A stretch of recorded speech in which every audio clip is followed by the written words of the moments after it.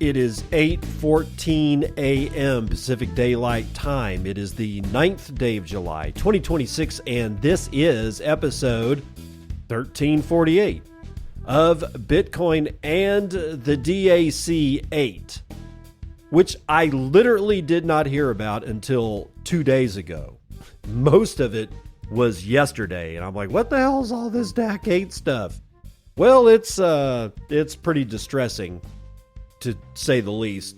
Right now, it's confined to the European Union, but there may be issues where it starts spreading like a virus, because we know how this whole thing works, and we're going to get into it. That's going to be first up for the day. Then we want to revisit pricing houses in Bitcoin. We don't want to forget about what other ways do we compare Bitcoin to value, right? Usually, what's the price of Bitcoin? Is that really giving us a clear picture of the value of Bitcoin? Because we're comparing it to something that is, Bitcoin is volatile in comparison to the United States dollar, but the United States dollar is volatile in and of itself. So what else can we compare Bitcoin to? And I used to do it as acres of land, but houses, maybe we should look at that one more time. We've done it before, but we're going to do it again.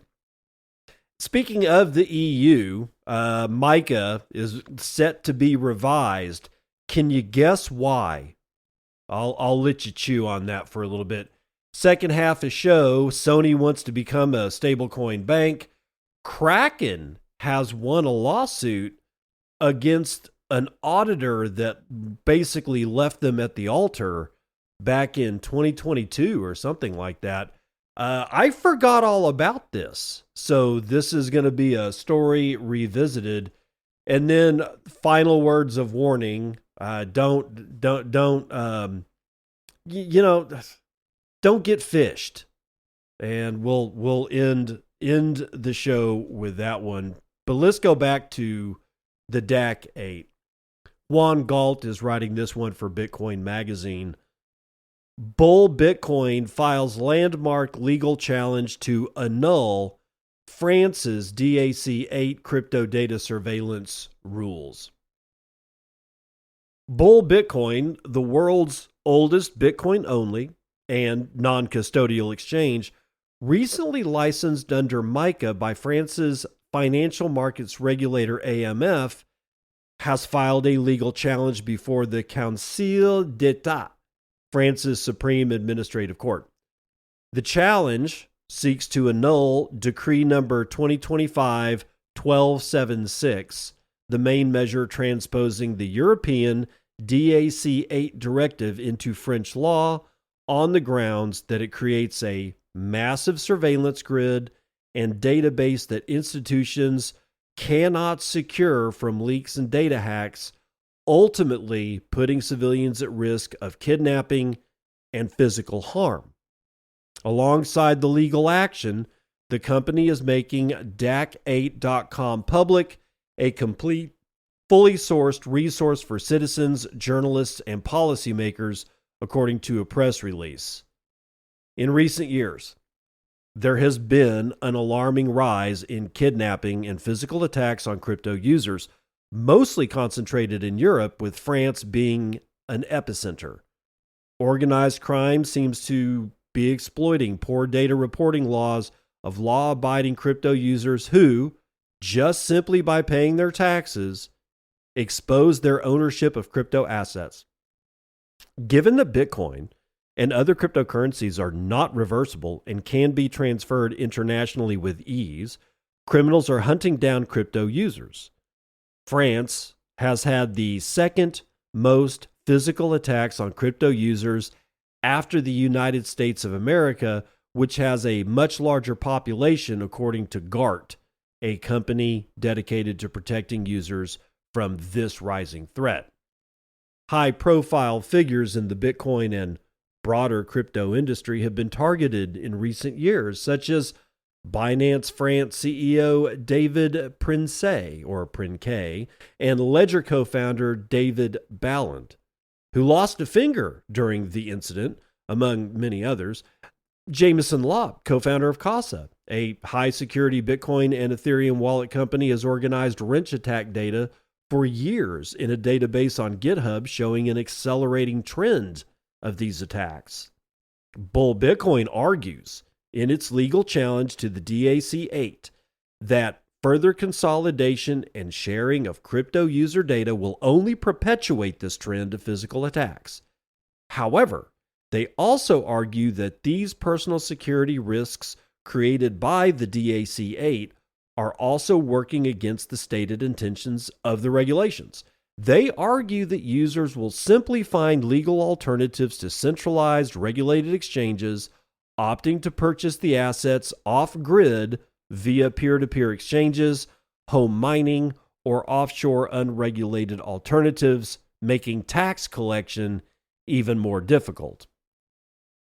DAC-8 turns the natural incentive a company has to protect its users' data into a valuable multinational database with many entry points, which cybersecurity experts have for a long time called a honeypot. Bull Bitcoin points out that regulated crypto asset service providers under MiCA, DORA, and the GDPR are supervised, sanctionable professionals with financial incentives to protect their customers. DAC-8, in turn, does quite the opposite. It moves data into administrative reporting networks where access is much broader and accountability is harder for users to assess. The security of the whole, Bull Bitcoin concludes, is then only as strong as its weakest link. The history of data security over the past decade shows that amassing user data and keeping it safe over time is very difficult. Just this year, the French National Agency for Secure Credentials, ANTS, also known as France Titres, suffered a major breach detected on April the 15th, 2026, exposing data from up to 11.7 to 19 million accounts. Compromised information includes login IDs, full names, email addresses, dates of birth, account identifiers, and in some cases, postal addresses, places of birth, and phone numbers. Months earlier, the French National Bank Account Registry also suffered a major hack, exposing data tied to approximately 1.2 million accounts. The compromised information included IBANs, account holder names, addresses, and in some cases, tax ID numbers, though officials stated the attacker could not view balances or conduct transactions. In the United States, the situation ain't all that much better.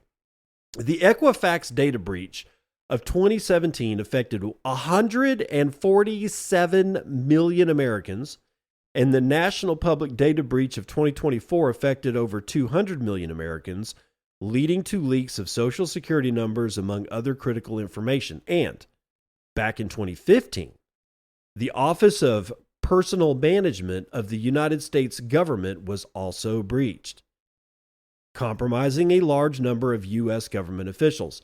The data stolen included everything from Social Security numbers to medical records.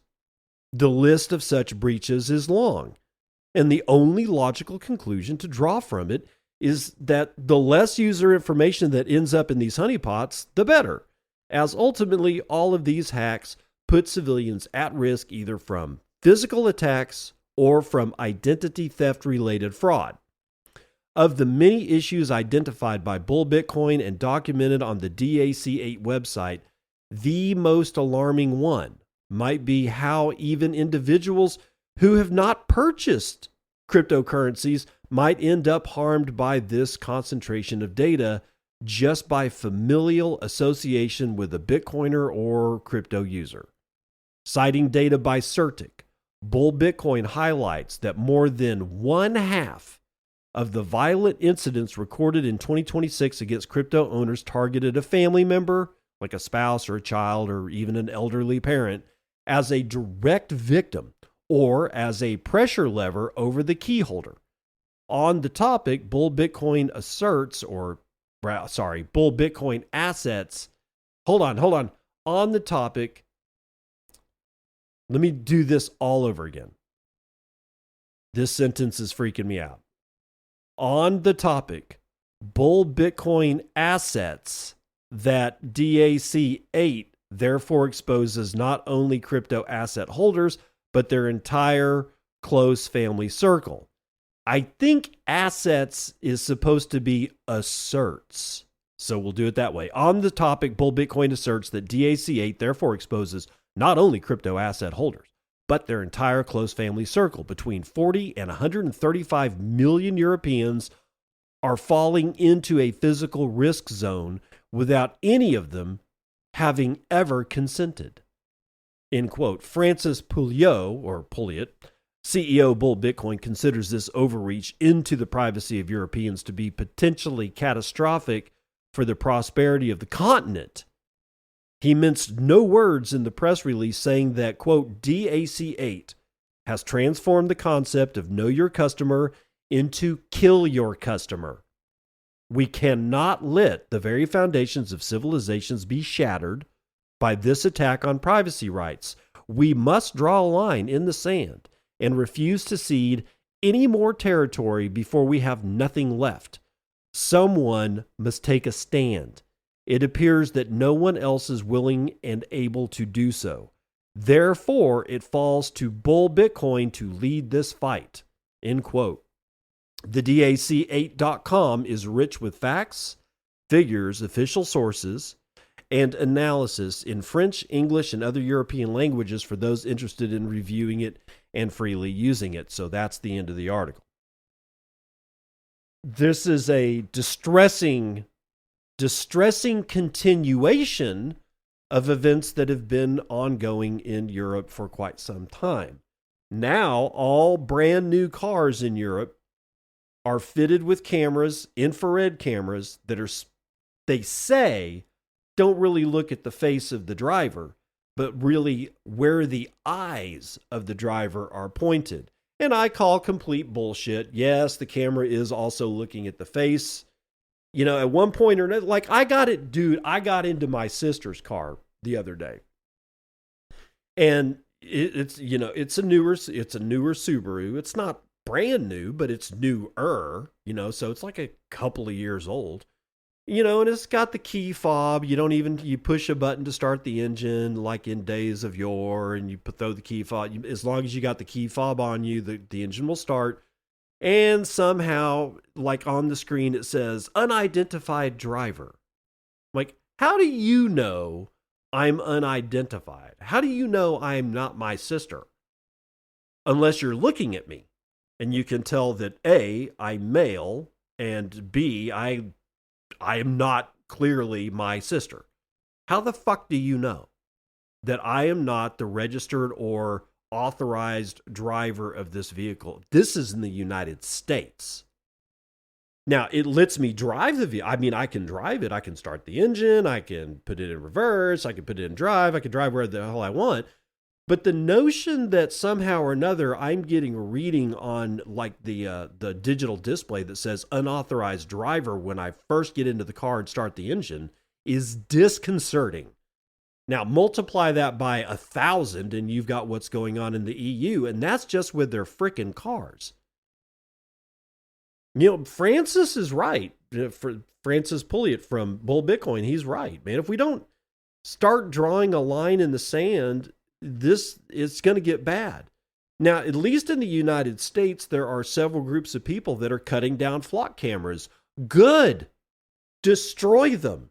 In fact, when you cut them down, you should steal them and put them into a metal grinder. I don't know. You're leaving the equipment behind mostly intact. They're just going to put it on another pole. I saw a let's see, was it a Twitter post or something that showed a flock camera being installed outside of an Academy Sports. And the camera was, now this is according to the Post. Was I there? No. Can I verify any of this shit is true? Absolutely not. So take it with a grain of salt. But if true, the camera was pointed at the front doors of Academy Sports, and guess what they sell? Firearms. Is that why? I don't know. It's just, it's not good. None of this shit is good. The only thing that's good that's going on in the United States is that people are cutting down flock cameras. And I wholeheartedly applaud that. I think more flock cameras should be cut down. And for the people that are crying about it, those are your enemy. Those people that are crying about the dastardly deeds of United States citizens cutting down the property of this company, that identifies them as your enemy. Now, they might be using the argument that, well, you shouldn't destroy, you shouldn't destroy property. Under normal circumstances, I absolutely wholeheartedly agree. Like, don't go spray paint the front of your, a taqueria in LA. That's don't do that shit. Because the taqueria is not taking anything from you. Flock cameras are. The rest of these CCTV, they are taking shit from you. In fact, maybe we should go all the way back to where several Native American tribes, South American tribes, Central American tribes, there are several tribes all across the world that really don't like it when you take their picture. And why? Well, people would have come back with stories saying that the natives were saying it steals their soul. And of course, us in the West were pointing and laughing and calling them primitive little bullshitters. But maybe they were right. Maybe this is stealing our soul. And in a very real way, it's very clear to me anyway, that all these natives and these smaller tribes, they're smarter than we are when it comes to this kind of thing. This shit is stealing our soul in ways that we don't think about. We pointed and laughed in the West at tribes saying, don't take my picture because it steals my soul. We pointed to them and laughed because maybe we weren't understanding what they meant by soul. Do you see where I'm going with this? If you are anywhere close to feeling a little bit unnerved by all of this flock camera business, and I'm talking about flock cameras that are stealing your your license plate, looking where you're going, all that. If you are unnerved by that, then you're probably unnerved by this kind of stealing part of your soul. Maybe soul is more about what goes to heaven after you die, if that's what you believe. Maybe a soul is more than that. Maybe your soul is actually kind of more intrinsically attached to our actions here on earth. However you think about it, I am 100% completely behind the people that are cutting down flock cameras. I think all of these cameras should be shot at range by sniper rifles. I think they should be blown up if possible. I certainly think that they should be cut the fuck down. And every time one goes up, here's what I want to see. I want to see a flock camera go up and not have existence beyond 24 hours. That's what I want to see. I want to see them cut down that fast. I want to see people who are who identify the people and their vehicles that are putting up the flock cameras and releasing that information in public so that other people can follow those vehicles around, so that the second that they get done putting up the flock camera, that 15 minutes later, that flock camera is now cut the fuck down. I make no bones about this. I'm speaking it in public. There is no way that I will ever be able to not admit in a court of law that I am 100% behind the cutting down and complete and utter destruction of flock cameras. If you think I'm an asshole because of it, then you're listening to the wrong show, and there are other shows that you can go listen to. But there's one point here that I want to get back to. And it's like I've highlighted it back up here in this story. Hold on for a sec. I gotta get my mind right. Okay, you know what? It's not anywhere close to as important as what I just covered with these flock cameras. So let's move on. Housing and Bitcoin. Pricing houses in Bitcoin exposes dollars' loss of value. Omkar Godboll is writing this one for CoinDesk. The price of a family home in the United States tells two very different stories depending on how it's measured. Comparing the stories underscores Bitcoin's appeal as a long-term hedge against dollar debasement, the erosion of value in the fiat currency. According to Fidelity Digital Assets, a typical United States house has gained more than $100,000 of value since 2020. That house price appreciation is said to generate a positive wealth effect, an economic phenomenon where rising home values make homeowners feel wealthier. Feeling wealthier, they spend more, they borrow more, and boost the economy even if their actual income remains unchanged. But what if the gain is just a mirage? Price that same house in Bitcoin and the narrative shifts sharply. What required more than 50 Bitcoin in 2020 now costs just 5 Bitcoin, which is a 90% decline in the value of the house. Quote, what appears to be appreciation in housing is more accurately a reflection of the erosion of the fiat currency. The issue lies with the unit of account, not the asset itself, Zach Wainwright, a digital asset research analyst at Fidelity, said. Decades of monetary expansion have stoked inflation that has lingered above the Federal Reserve's 2% target for more than 5 years, diluting the dollar's value. And Bitcoin, with its fixed supply of 21 million coins and transparent issuance schedule, serves as a neutral yardstick that exposes this debasement. Of course, this optical effect isn't exclusive to Bitcoin.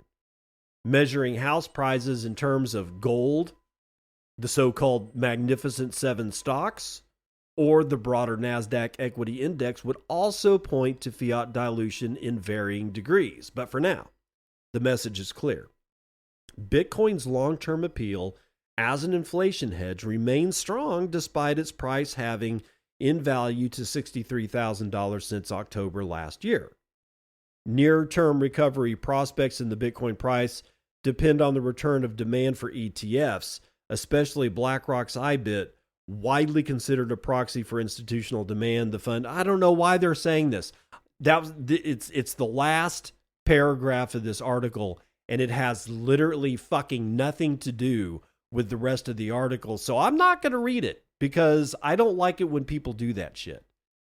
And it does not depend on the return of demand for ETFs. It depends on the demand of people realizing what dire straits they are in, no matter what their position, unless they are billionaires that already own enough physical assets that even if all of their fiat gets inflated away, that they're still able to retain a massive amount of physical utility in this life. Then they don't give a shit. But that's very few people on the planet. Very few people on the planet. The rest of us plebs, we're going to need Bitcoin. We need it now, we needed it yesterday, and we're going to need it tomorrow. But the article doesn't lie.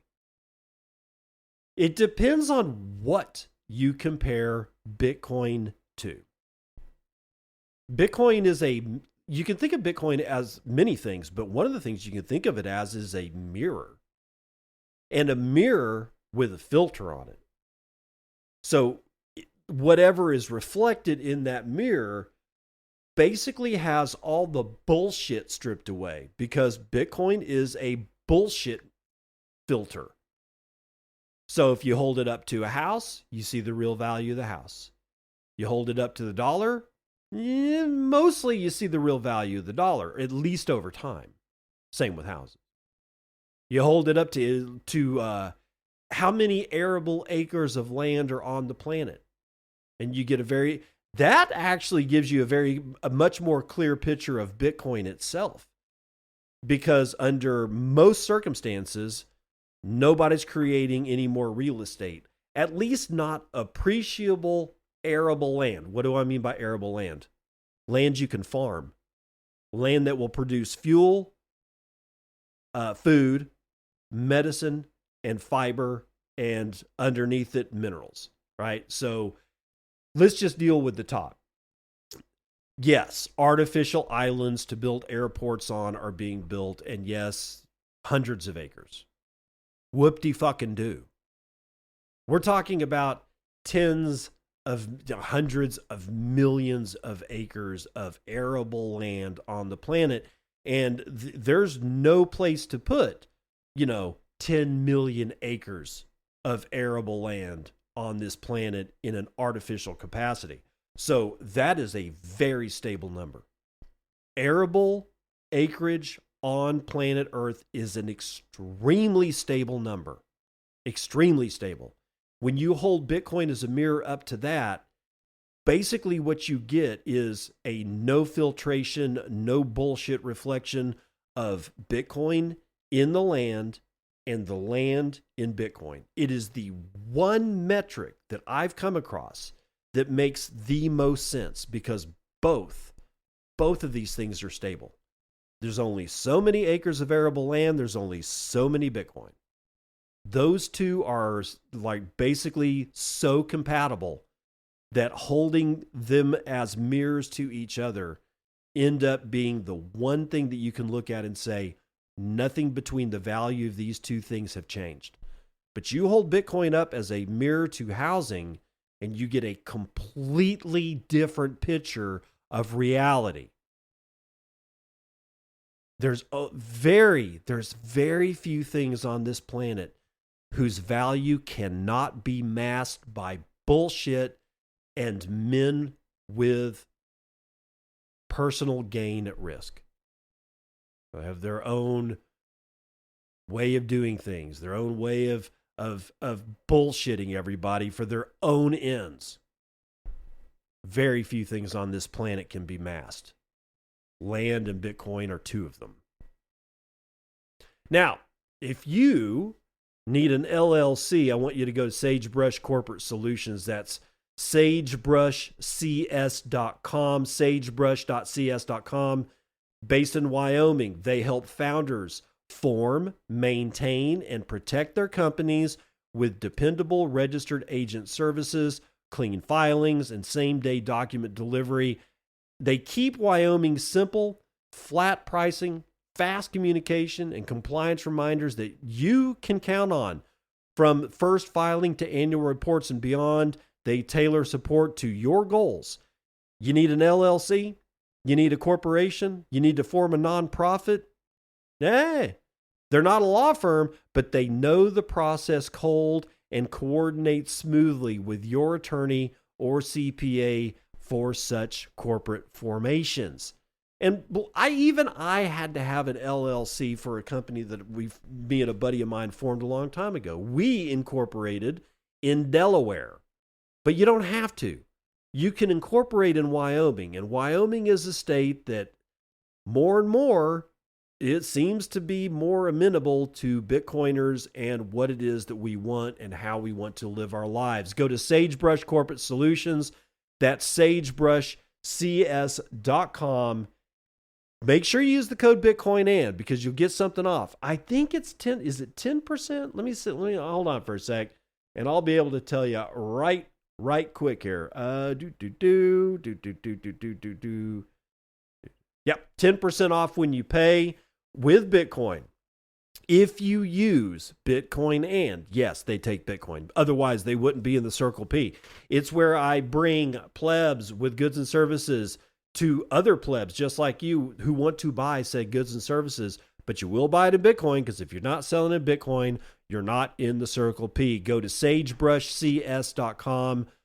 Get your corporate formation needs met there. Use promo code BitcoinAnd for 10% off. European Union is set to revise MiCA in 2027 to cover foreign stablecoin issuers. The fear is spreading like wildfire. They see it coming and they know they're too late. This revision is going to be hell on earth for everybody because nobody is able to get their shit together quick enough. So it's going to be this overarching, MiCA already sucks for people in the EU as a regulatory framework. You think it sucks now? No. It's going to be revised from a place of pure fear. They were afraid before when they formed MiCA, but not like they're scared now. And what are they scared of? United States-backed stablecoin. They didn't see it coming when they wrote the first format of MiCA. And now they see it like a tsunami on the horizon, and they're running for the hills. And if you thought MiCA was bad before, oh my God, you have no idea. Stephen Graves from Decrypt.co. The European Union is preparing to reopen its flagship crypto rulebook and bring non-EU stablecoin issuers under its supervision, as U.S. President Donald Trump's embrace of dollar-pegged tokens unsettles European regulators, according to Euronews. MiCA, the bloc's landmark crypto framework, only fully came into force July 1st. But officials already see a rewrite as inevitable. Quote, reopening the file seems unavoidable at this stage, one diplomat told Euronews, citing pressure from European institutions, especially the European Central Bank, and fast-moving regulatory and technological developments abroad. The current framework does not specifically govern non-European Union companies that issue stablecoins, but operate in Europe. A gap Brussels now wants to close. And then it gives a definition of stablecoins we already know. This review is also expected to widen MiCA's scope to cover emerging technologies, including tokenized payments and deposits, which officials expect to grow in the coming years. The rethink is a direct response to moves in the U.S. Last year, Trump signed the Genius Act, creating a federal framework for dollar-backed stablecoins, and he has promoted the tokens as a way to extend the dollar's reach. With around 97% of stablecoin worldwide pegged to the greenback, EU officials worry about a flood of dollar tokens into Europe. The stakes are large and growing. Total stablecoin supply grew by more than 50% over 2025, reaching about $317 billion by April. And that's according to the Federal Reserve.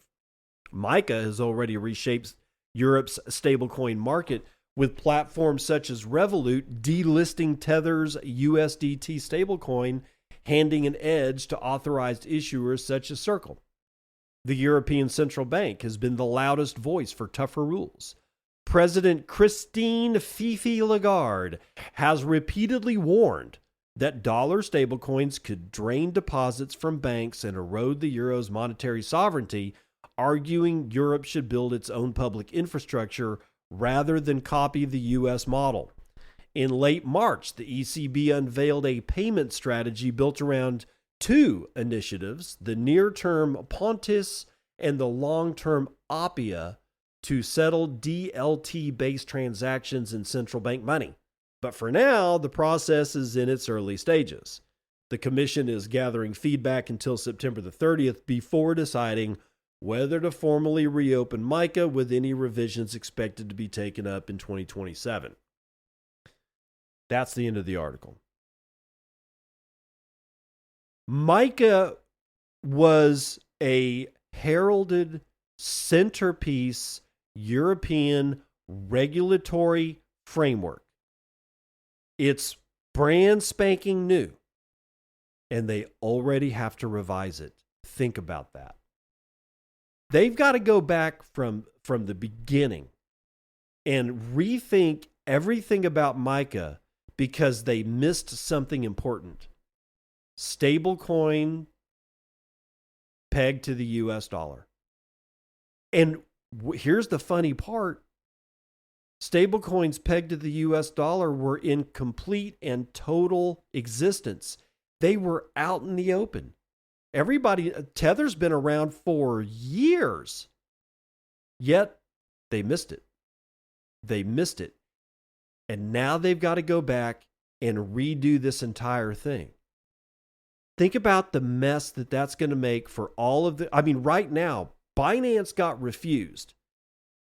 Literally, do I have that? I don't think I have that. But Binance got refused a MiCA license from Cyprus, I think. I can't remember exactly who refused them. And now they're scrambling and have been scrambling to find some other European country sponsor to get licensed in MiCA to be able to do business in the European Union. But even after that closes, they're already looking at having to change everything that they thought was true about MiCA in a year from now.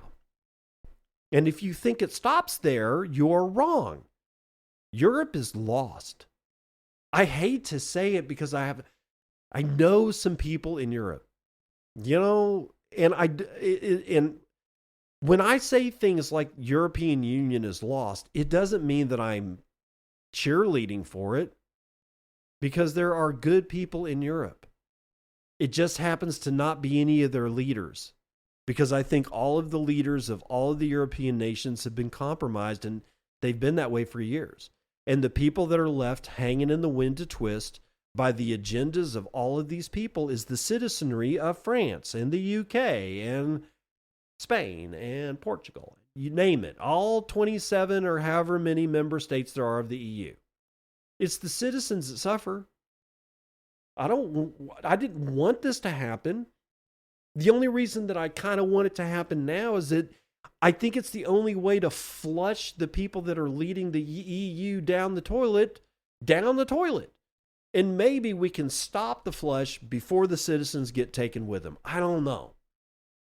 But this is writing on the wall that should tell everybody in the world just how unprepared not only the European Union is for the tsunamical wave of dollar-pegged stablecoins that's going to wash over their economies, but it's a warning for here at home. At what point do we say enough and no more? Stop rewriting regulations. Stop giving us new laws that interfere with old laws. Like when the people in Washington, D.C., when they write a new law, do they really go through and study what the new law is going, if it possibly interferes with older laws that are on the books? I bet you they don't.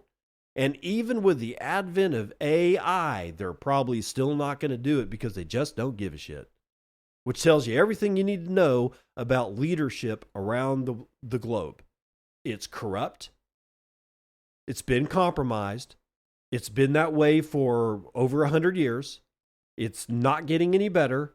It's certainly getting worse. And unless we do something about it, it's going to continue to get worse for us. Let's run the numbers.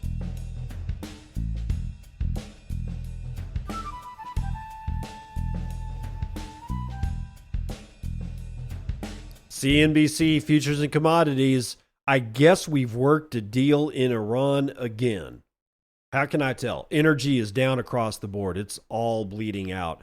Brent North Sea is down 1.8% to 76.61 a barrel.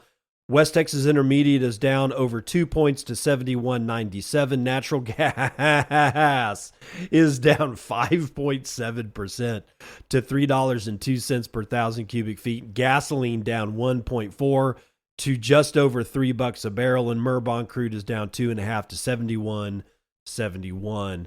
Metals are all in the green, as you might imagine. Palladium is up 3%. Gold is up 1.5 to 41.40 and 3 dimes. Platinum is up 3.25. Silver is up 3.8%, reclaiming $60 to land at $60.81. Copper is up 2.6%. Ag is fully mixed today. Biggest winner is coffee, 9.7% to the upside. Chocolate right behind, 6.18% to the upside. Biggest loser today is soybeans, down 2/3 of a point. Live cattle moving sideways, slightly in the green. Lean hogs up 0.4%, but feeder cattle down 0.12. The S&P is up 0.6%. NASDAQ is up 1.5%. The Dow is up almost 0.5%. And the S&P Mini is up 1.61%. Now, Bitcoin chilling out at $62,870. It's a $1.26 trillion market cap, and we can still get 15.3 ounces of our favorite shiny metal rock with our one Bitcoin, of which there are 20 million. 53,901.14 of. Average fees per block remain the same, 0.02 Bitcoin taken in fees on a per block basis. There's 45 blocks carrying 93,000 unconfirmed transactions waiting to clear at high priority rates of 2 sats per VByte. Low priority will get you in at 0.6. 903 exahashes per second. Oh my God, it's a mining death spiral. And you know what? I couldn't care less because that's a lot of security for the network. Reminder, go to bitcoinandshow.com, bitcoinandshow.com. Sometimes, every once in a while, I don't do it every show, but I'll condense an entire show down to the written word, kind of give you a lay of the land of what's going on if you don't have time to listen to a whole episode. But if you do want to listen to the whole episode, there's a link to the episode directly in there. Give me your email, and I promise I won't give your email to anybody else on the planet. And if you want to support the Bitcoin and podcast, there is a way to do that. You can give me $5 a month, or you can give me $50 a year. I've got that in there. If you want the free one, you can have it. If you want to support the show, you can do that too. But I want to keep it to where I don't want paywalls. I really don't. If you think you're getting value from this show, then show the value as reflected back by buying a year subscription, even though you're going to get the same thing that a free person gets. Yeah, I know. I am terrible at marketing. I get it. If you're a marketing expert, let me know how to correctly market all of this stuff without looking like I'm selling the fuck out. Because there have been so many old Bitcoiners that have sold out to the point of cringe, and I don't want to cause cringe. From yesterday's episode of Bitcoin and Mrs. Polly Gambling, I got LNPC with 5,555 sats. Thank you, sir. He says, welcome back. Hope you had a great holiday. Is Count Ben Face a psyop? I don't know. He also comes back with another 500 sats and says, think you're being naive about Farage, though. I don't know if I should disagree with you or not. I've never sat down and had a beer with Farage, but I'm not certain what I'm naive about. Am I naive that he's a decent guy, that he wants the best for Britain? Or am I naive about the fact that because I said yesterday that maybe he shouldn't have thrown in with an online gambler that was convicted of fraud. I mean, I'm not saying that he didn't know. And I'm just saying that he knew. Maybe that's what I'm being naive about. Maybe there's no way that he could have known. How the hell do you not know? So not sure what I'm being naive about, but that's okay. I'm a big boy. I can be told that I'm wrong. It's fine. Trust me. Jason High with 250 says, thanks for the show. You're welcome. Nick Dose with 239 says, cheers. Right back at you. And somebody who hasn't donated in a while, my good friend Pies with 121 sats says, yo, yo, yo. Noster Gang with a short row of sticks says, thank you and nothing else. And that's the weather report.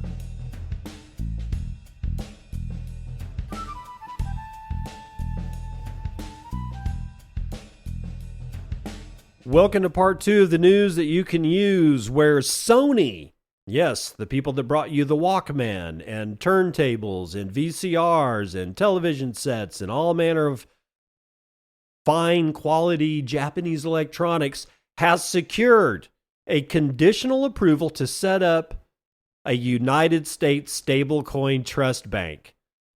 I don't think the revision of MiCA is going to be enough. CoinDesk, written by who? Francisco Rodriguez. Technology giant Sony's online banking unit said it received conditional approval to establish a U.S. national trust bank subsidiary to support the issuance and management of a dollar-denominated stablecoin. The planned unit, Connecticut Trust National Association, will be based in, of course, New York and capitalized with only $40 million, according to a Sony Financial Group announcement. Sony Bank will own 100% of this subsidiary. The move comes as stablecoin usage surges, with dollar-pegged tokens accounting for more than 99% of the total $311 billion market cap. According to DeFi Llama data, it may be a difficult market to crack. Yeah, no shit. Not only do market leaders USDT and USDC alone account for about $250 billion of the total, competition is rising. A wave of potential rivals has also won conditional approval from the Office of the Comptroller of the Currency for federal trust bank structures tied to stablecoin businesses, including Stripe-owned Bridge, Paxos, and Circle Internet. Sony's trust bank will not begin operations, including stablecoin issuance, until it receives all the required approvals, including final approval from the OCC, Sony Financial said.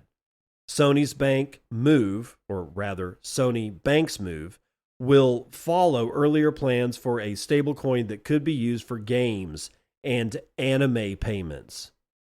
The OCC approval is conditional and does not guarantee a launch date nor token issuance. The filing comes as U.S. regulators have been moving ahead with stablecoin rules under the Genius Act, which establishes a comprehensive federal framework for payment stablecoins. You know what this looks like to me? Is that it looks like Sony's putting a flag in the beach. I think it's what I mean by that. Well, it's only $40 million. They're capitalizing a bank in New York at $40 million. Jesus, $10 million of that is probably just going to regulatory compliance and getting all the licensing sorted out for the state of New York. This is that $40 million in today's dollars, dude, that's a pittance. So I think this is more Sony just saying, hey, look, let's just put the flag in the sand. Let's claim a little spot so that if we deem it necessary later, we can go full bore, but let's get licensing in place. Let's make the announcement. Let's get all the regulations done. Let's get all the paperwork filed. But let's actually not do anything with it other than say that maybe you can pay for anime with whatever we're going to come up with. It's what they said here. Stable coins that can be used for games and anime payments. No, that's just them saying, we got to come up with something. What are we going to use for it? I don't know. Games and anime payments. Just put the fucking flag in the sand. Get that shit done just in case. That's what this is. So I do not look for Sony actually issuing a stable coin or really managing other stable coins anytime soon. But Kraken is next. I had totally forgot that this happened to them. Kraken wins $22 million from an auditor that abandoned them during Operation Choke Point 2.0. Remember, that was a long time ago. Stephen Graves writing for Decrypt. Kraken's parent company, Payward, won $22 million in arbitration awards against its former auditor, Mazars USA, who walked away from a nearly finished audit.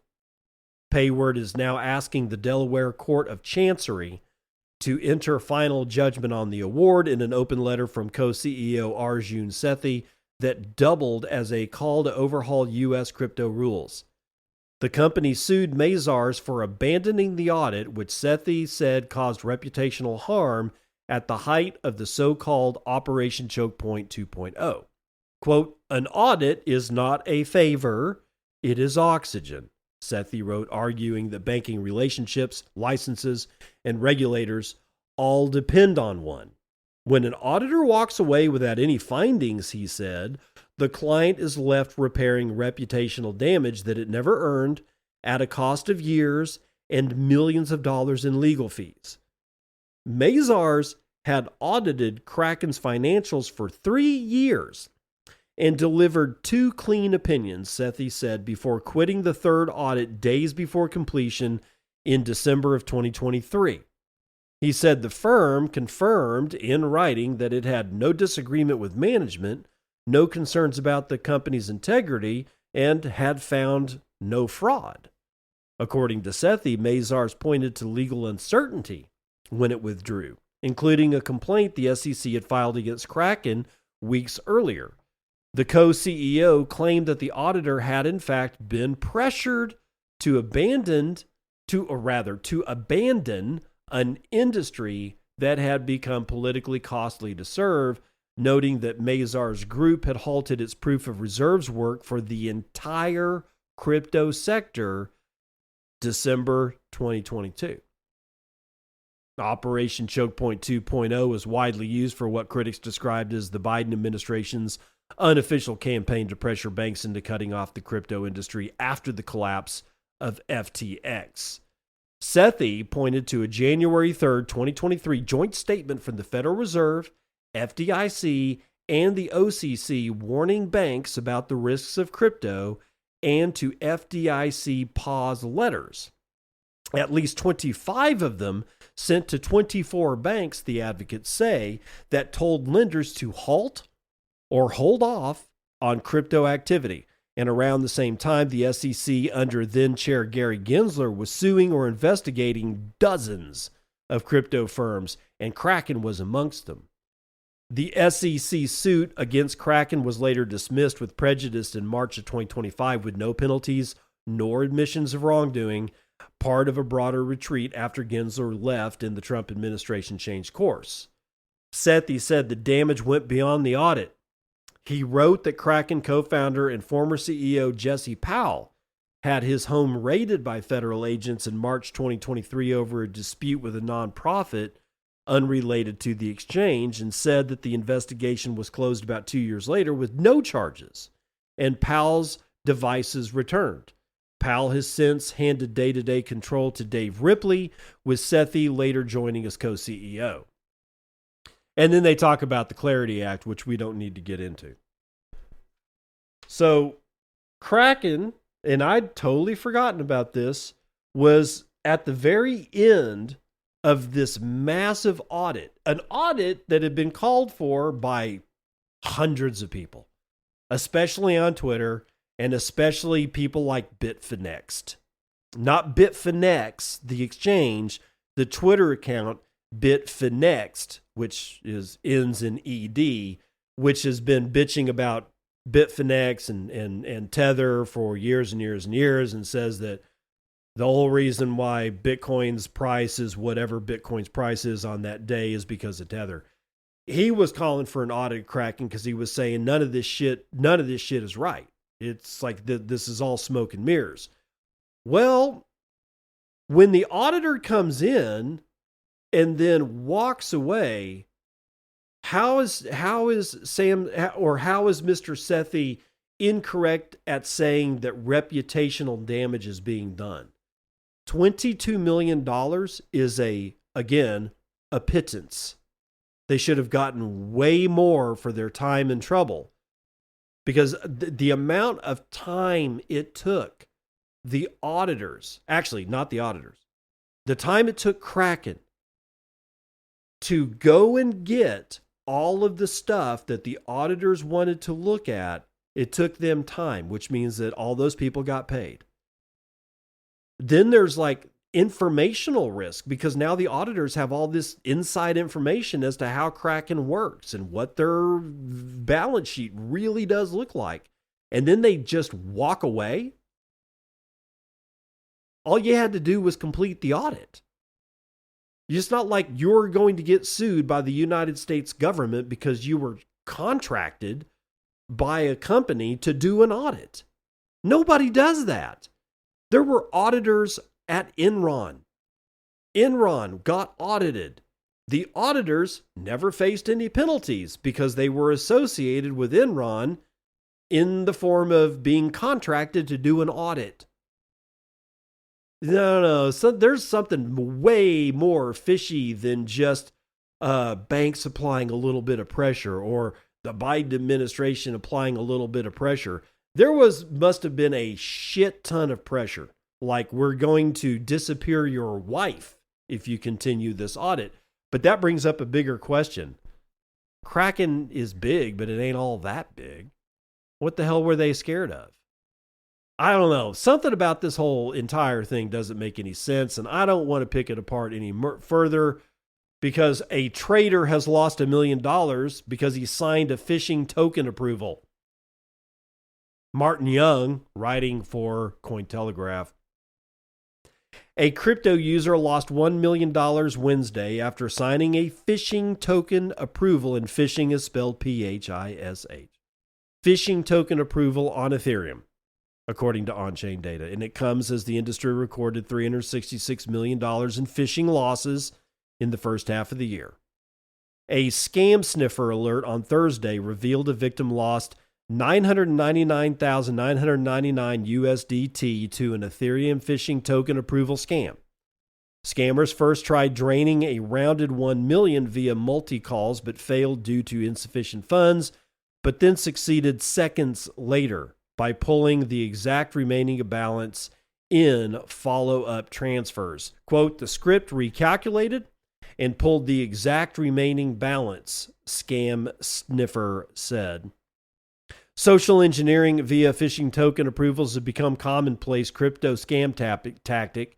Phishing losses total $723 million across 248 incidents in the year 2025 alone. Scammers trick a victim into giving a malicious actor access to their wallet, taking the form of an innocuous-seeming transaction. So y'all, be careful out there. And stop using Ethereum. It's absolutely worthless. That's the end of the show today. I hope you enjoyed it, and I hope you got something out of it. If you did, make sure to show value on the other end by either boosting the show or going to bitcoinandshow.com and signing up for the paid tier. Yes, you will get the same exact stuff as the free guys get. It just means that you're showing that you're receiving value from the show. So bitcoinandshow.com, that's bitcoinandshow.com. Show your love there or boost the show on any Podcasting 2.0 app, and I will see you on the other side. This has been Bitcoin and I'm your host, David Bennett. I hope you enjoyed today's episode and hope to see you again real soon. Have a great day.